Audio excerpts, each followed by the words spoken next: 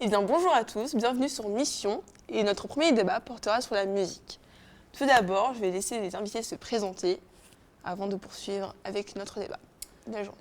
Eh bien, moi c'est Anthony Bernardin, je suis élève de terminale au 5h, j'ai 17 ans, bientôt 18, et puis je suis très content d'être là.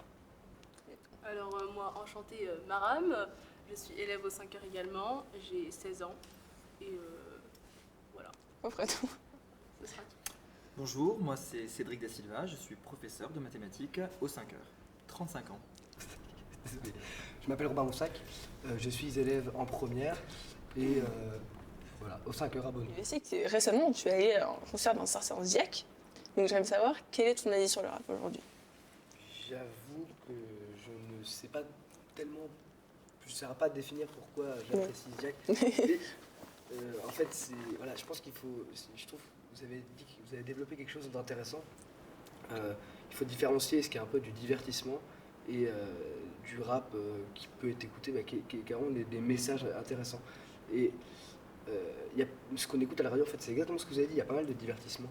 Et en écoutant un peu plus certains titres, même certaines personnes qui font pourtant du divertissement à la radio, en fait, on se rend compte que les musiques sont vraiment... je ne saurais pas l'expliquer. Est-ce que tu vois ce que je veux dire? C'est-à-dire Euh, on est plus Elles sont amené moins à écouter Il n'y a pas de la fond. musique. Je pense qu'il y a certaines musiques, enfin, vous écoutez Skyrock, des fois il y a des musiques, il y a plus de fond.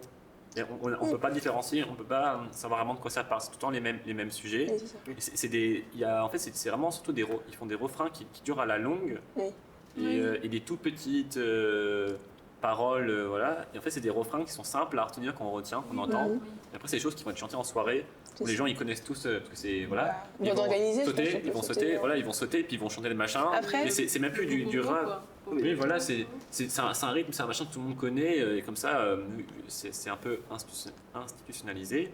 Donc tous les jeunes, quand ils vont se retrouver en soirée, tout le monde connaît ce son-là, parce que tout le monde l'a déjà entendu, et puis au bout de 2-3 fois, on le connaît par cœur. Personne va chanter des chansons avec des messages derrière en Oui, soirée. oui, Quoi. ouais. C'est- Après, je trouve que c'est pas forcément un mal, ça a toujours Oui. existé. Oui, c'est Il pas un faut mal. diversifier. Mais dans, C'est diversifié, dans la les généralité, La bande à Basile, c'est pareil, quoi. Et en fait, c'est pas spécifique au rap, c'est spécifique à tous À tous les genres où il y a C'est toujours ça. ces chansons qu'on appelle les chansons Oui. commerciales, Oui. celles qui passent à la radio, qui passent bien à la radio, qui passent très souvent à la radio et dont les refrains sont faciles à retenir, les textes aussi et la mélodie C'est stratégique. entêtante. Oui. C'est-à-dire Oui, la qu'on mélodie. l'écoute une fois et on l'a dans la tête toute la Oui, journée. voilà.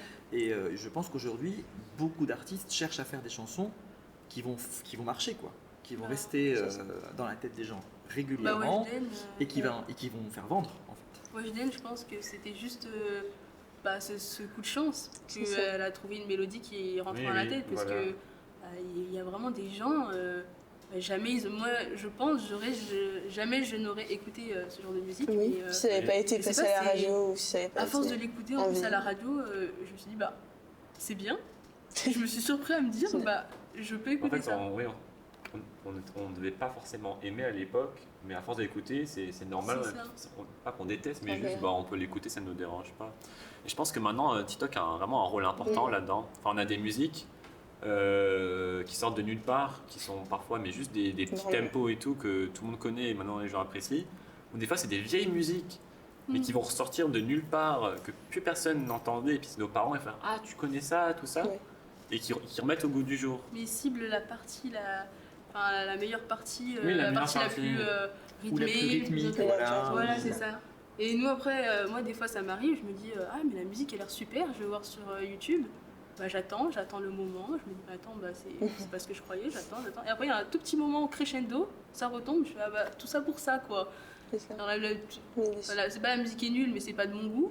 Et je me retrouve, il y avait que 5 secondes qui étaient intéressantes. Après, c'est peut-être les 5 secondes que tu as eu. Oui, Pendant voilà, la ça, c'est régularité, du top, coup, quoi. Parce que maintenant, on a pas pu à il y a aimer beaucoup les d'articles sur le sujet où les artistes, quand ils font des musiques, ils doivent se demander si ça va percer ou pas sur TikTok. Mhm. Parce que Oui. maintenant, il y a des musiques d'artistes qui sont connus parce qu'ils ont passé sur TikTok. C'est ça. Il y a eu une trend ou une danse qui a été faite dessus. Donc les gens, ça a tourné, ça a tourné, ça a tourné. Et maintenant, je pense qu'on nos goûts musicaux sont vachement... Enfin, moi, je sais que dans ma playlist, j'ai énormément de musiques que j'ai découvert grâce à TikTok, Oui. ou juste des musiques que j'aurais jamais trouvées comme ça sur Spotify parce qu'elles sont pas très connues. Voilà. Et puis là, hop, on tombe dessus et puis après, on les aime. Mais après, ça passe de Après, mode. C'est assez bien fait. Ça passe, ouais. D'un côté, c'est bien, mais d'un autre côté, ça met une grande pression sur les chanteurs, etc. J'ai vu un TikTok d'Alcé, je sais pas comment on prononce, mais la grande chanteuse pop américaine qui avait les cheveux rasés. Rouges. Pink. Non. Je n'ai pas la référence. H-A-L-S-E-Y. Je n'ai pas la référence, mais tu peux continuer. J'ai même pas un titre, je vous montrerai après. Mais elle a dénoncé comme quoi ses producteurs, ses maisons de disques, ils la forçaient à faire des musiques qui pourraient marcher sur TikTok. Oui. Mais d'un côté, c'est bien parce que ça fait découvrir des chanteurs qu'on ne connaît pas, qui ont du talent. Mais par exemple, ABCD, l'alphabet, là, à ce qui paraît, c'était un coup de marketing. C'était prévu avant. Ils ont fait des recherches comme quoi le commentaire, c'était en fait la maison de disques sous un autre compte qui avait tapé le commentaire. Et bizarrement, tiens. Mais avons-nous encore de la passion dans la musique aujourd'hui? Oui, la musique passionne encore, de toute façon. Pour les artistes. Gens ont besoin de musique.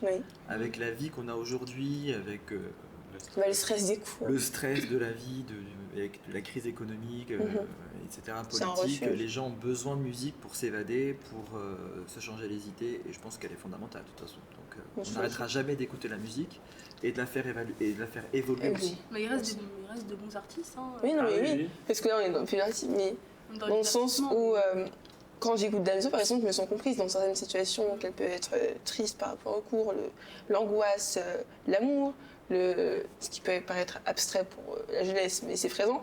Et je me sens par exemple comprise par Damso, je me sens comprise par Mac Miller, je me sens comprise par... Et peut-être qu'il y a ce rapport qui disparaît peu à peu. Alors, je ne sais pas comment expliquer, mais c'est aussi un rapport de culture à la musique, parce qu'on parlait de Pink Floyd tout à l'heure avec Romain. Et on voit bien que quand j'étais petite, par exemple, dans ma classe sociale dans laquelle j'étais, mon père, la semaine dernière, je lui dis oui, j'ai acheté un cadeau à Romain Ronsac pour son anniversaire, Pink Floyd. Il me dit Pink Floyd. Je dis mais tu ne connais pas? Je dis mais il me fait non, c'est pas... Moi j'étais au Comores, j'étais en train de galérer à aller à l'école à pied, en fait, j'ai pas ton temps pour ça, j'ai pas cette... En fait c'est très différent en fonction des familles. On a l'impression que j'ai découvert Nirvana il y a 5 mois. En fait c'est un rapport à la culture qui est différent. Et du coup, on peut être un peu honteux par rapport à ça, mais je sais pas quel est votre rapport à la musique des années 90, etc. Mais dans ce sens-là, moi, j'ai pas eu cet apport de culture qui fait que j'ai pu écouter directement de la bonne musique. Moi non plus. J'étais dans la même situation, puisque mes parents n'avaient pas accès à cette culture. Ils sont arrivés du Portugal dans les années 70, ils avaient 12 ans, ils parlaient pas un mot français. Donc ils ont passé leur adolescence à apprendre le français et donc ils se sont baignés en fait dans la culture française et n'avaient du coup aucune connaissance de ce qui pouvait se faire dans la musique américaine, pop. Pourtant, c'est considéré comme des fondamentaux en fait. Oui, c'est-à-dire que moi, je n'ai pas grandi avec. Une petite discussion que j'ai eue avec une personne, c'est je ne connais pas Nirvana. Non, je ne connaissais pas Nirvana, excuse-moi, j'ai pas eu cet apport-là de culture. Moi, quand j'étais petite, je n'écoutais pas vraiment ça. J'ai eu la part des sonneurs, j'ai eu la part de Michael Jackson, mais vu que c'est considéré comme des grands artistes, peut-être un peu commerciaux aussi à certains moments de leur carrière, et bien c'est pas peut-être mis à la lumière par exemple, mais juste, je me sens un peu, on va dire, écartée, un peu en mode culte. Moi je trouve qu'il y a deux choses. Il y a le fait de la culture, des parents qui n'ont pas forcément cette culture-là, mais après c'est bien parce que ça nous apporte une culture différente, tout à fait. qu'on n'a pas forcément, que les autres n'ont pas aussi. Que des gens qui n'ont pas d'origine n'ont pas forcément, après c'est pas forcément un problème. Et il y a aussi le fait que dans l'enfance de nos parents, c'était très concert, aller acheter les disques de soi-même.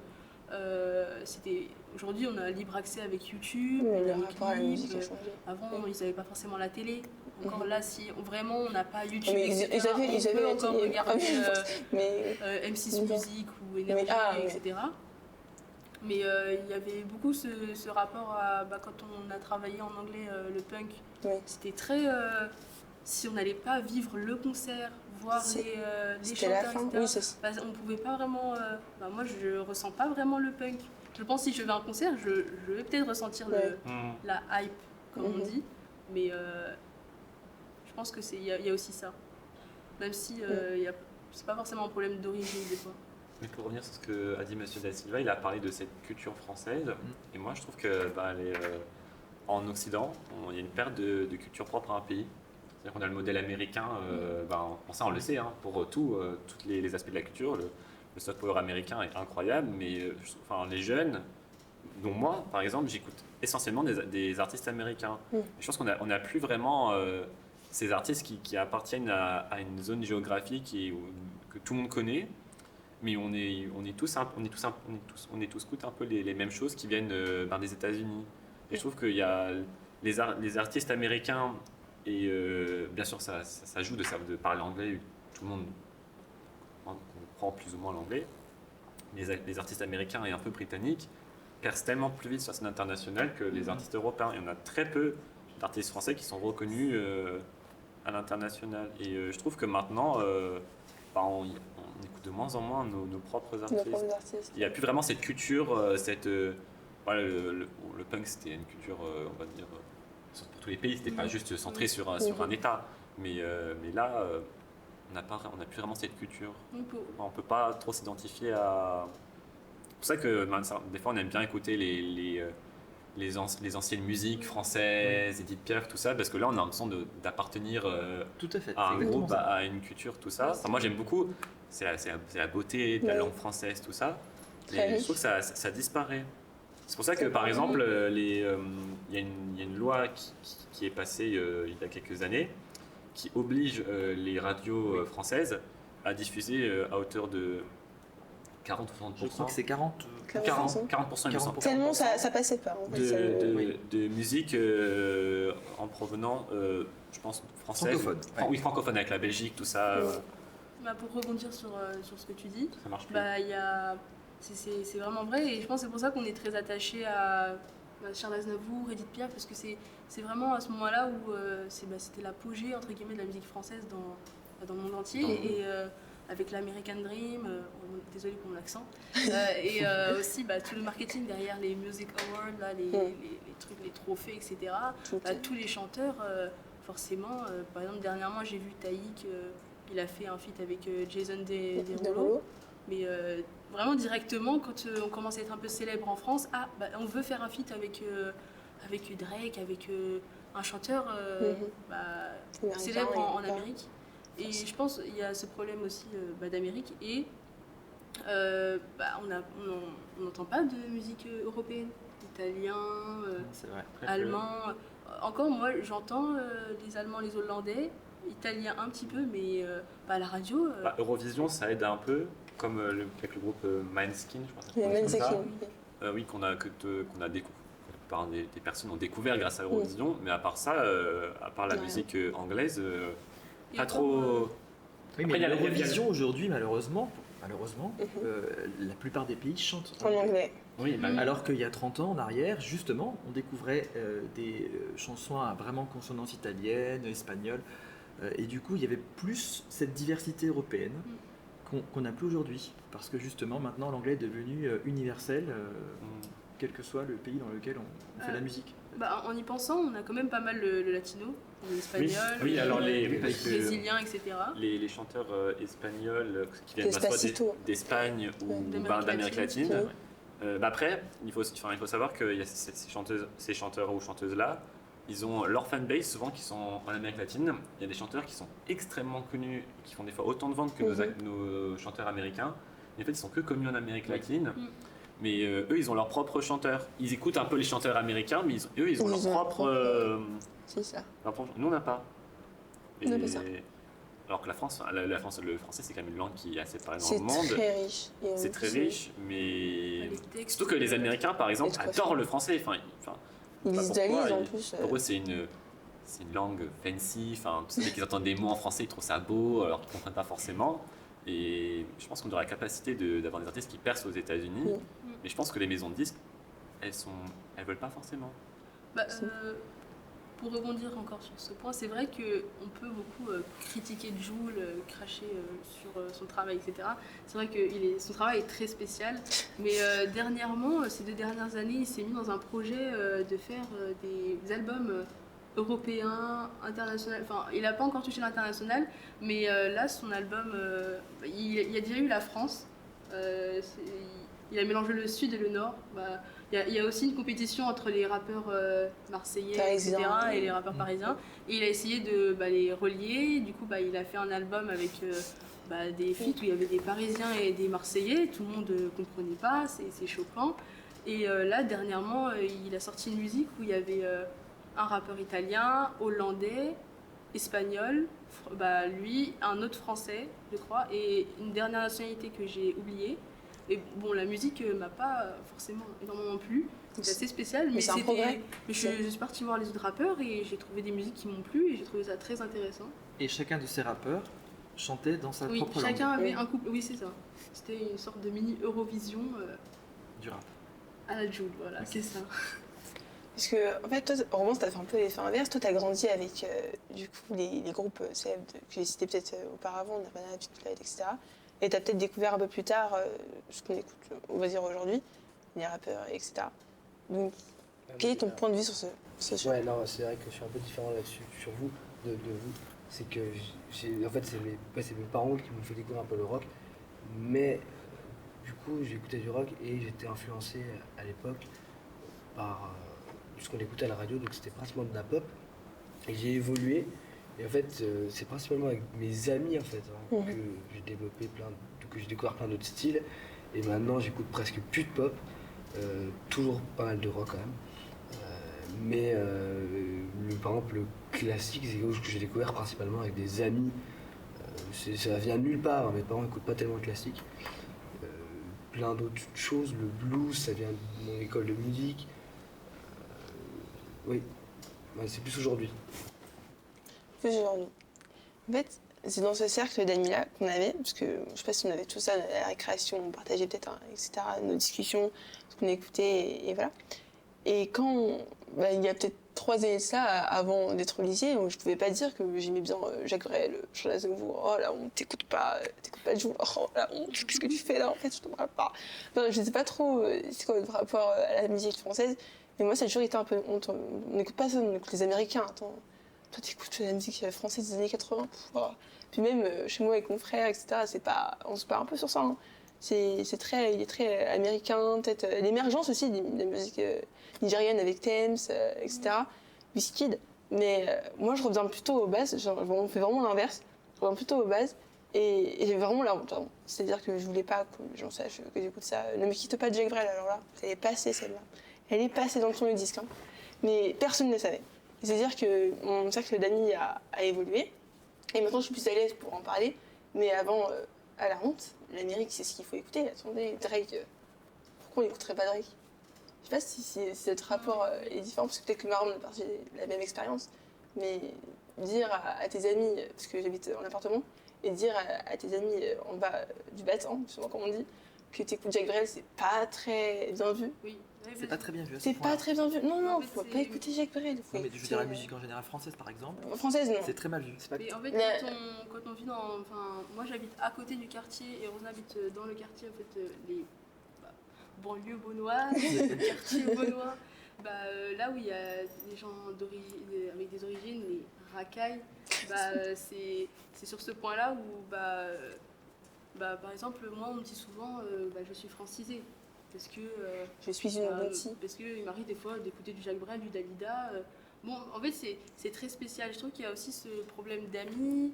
Après, moi, mes parents étaient très ouverts sur ce point-là. C'est pour ça que j'ai une ouverture musicale aussi grande.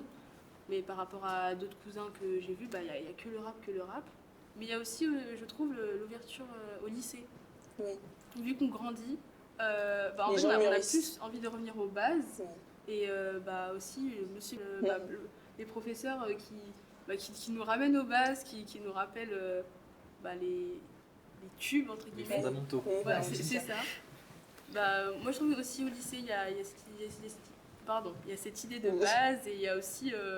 on est plus ouvert, on s'accepte tous en fait. Ouais, on assume en fait ce qu'on écoute. Parce que je sais qu'au collège, c'était la norme, par exemple, d'écouter du rap pour un garçon. Oui. Peut-être avec ce côté masculin, je ne le trouve pas dans le rap, mais pour les garçons, ils devaient écouter du rap parce que ça allait. Ça faisait viril, ça faisait bonhomme. Et moi, je sais que j'aimais pas le rap, mais quand j'écoutais du rap français, je ne ressentais rien. Ça me gavait. Je pouvais pas marcher avec des écouteurs dans les oreilles en écoutant du rap.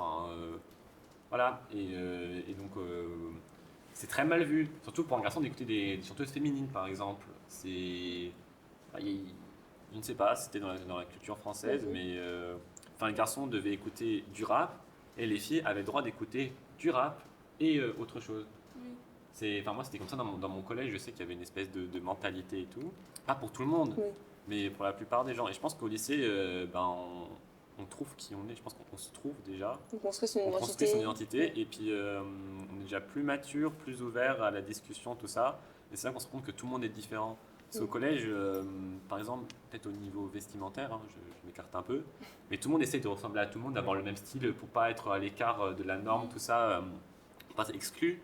Donc tout le monde écoute les mêmes musiques, tout le monde fait les mêmes choses, les mêmes marques, les mêmes inclus en fait. Et au lycée, il y a beaucoup plus de gens maintenant qui essaient de se différencier et pour se sentir différent, montrer moi je m'habille comme ça parce que c'est ma personnalité et j'aime être différent. Et c'est pareil pour mes styles musicaux. Moi j'écoute ça parce que c'est ma personnalité à moi. Et si j'appartiens pas à l'ensemble, au groupe, ça me plaît ou alors ça me dérange pas. C'est cette rupture entre les deux sociétés, ce qu'on dit peut-être dans les cours d'essai avant aussi, c'est qu'en avance, c'est cette appartenance, l'importance d'appartenir à un groupe. Et maintenant, c'est l'appartenance en fait, à une société globale et c'est différencié par l'individualisation. C'est-à-dire qu'on veut être différent. Oui, je suis pas comme les siennes. Oui, mon style musical n'est pas comme le tien. Oui, j'écoute ci, j'écoute ça. Et au lycée, je me sens beaucoup plus libre à écouter ce que je veux et je suis toujours jugée, on va pas se mentir. Mais je ne veux pas s'outre parce que je me suis construit, parce que j'ai confiance en moi et qu'au collège, tu n'as pas et tu as juste envie d'être avec tes copains en fait. Et tu cherches pas à te différencier, juste t'es avec les gens et puis c'est tout. Oui, le collège, la puberté, c'est beaucoup. Faut être inclus, surtout quand on est nouveau dans des collèges ou des choses comme ça. Et je trouve que le lycée, c'est beaucoup la différence. Montrer son originalité. Enfin, justement, on est mal vu parce que au bout de 4 ans, forcément, on a marre de voir t'as acheté le même pull que moi, etc. T'écoutes la même musique que moi. Au lycée, on veut vraiment découvrir de nouvelles choses. On se cherche.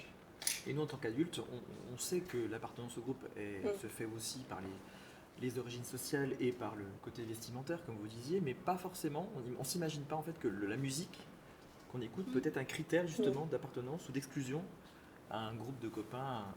Ça peut être un facteur décisif. Oui, d'accord, c'est dingue. Tout à fait. Ah oui. C'est dingue. Mais c'est très simple. Les anniversaires, t'as pas la référence d'une chanson, t'es tout de suite, tu rentres pas dans le cercle. C'est dingue. Entre amis, au début, très dur, on n'a pas forcément le sujet de conversation. Par exemple, avec Robin, je vais parler de Pink Floyd, il va dire « Ah non, tu aimes !» Et on va commencer à débattre sur son chanteur, son batteur préféré dans ces domaines-là.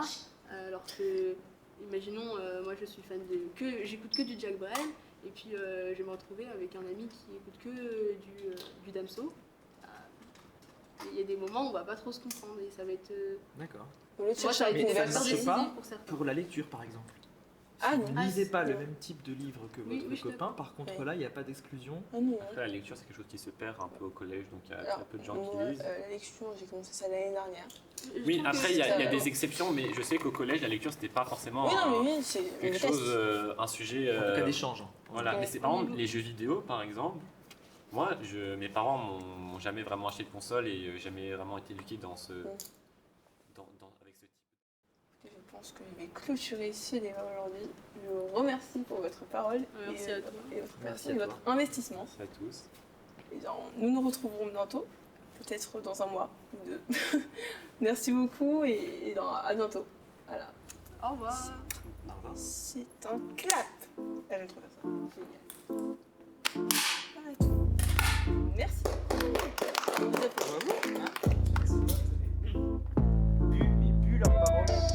T'es mal à l'heure des étincelles. On dira jamais que c'est un seul.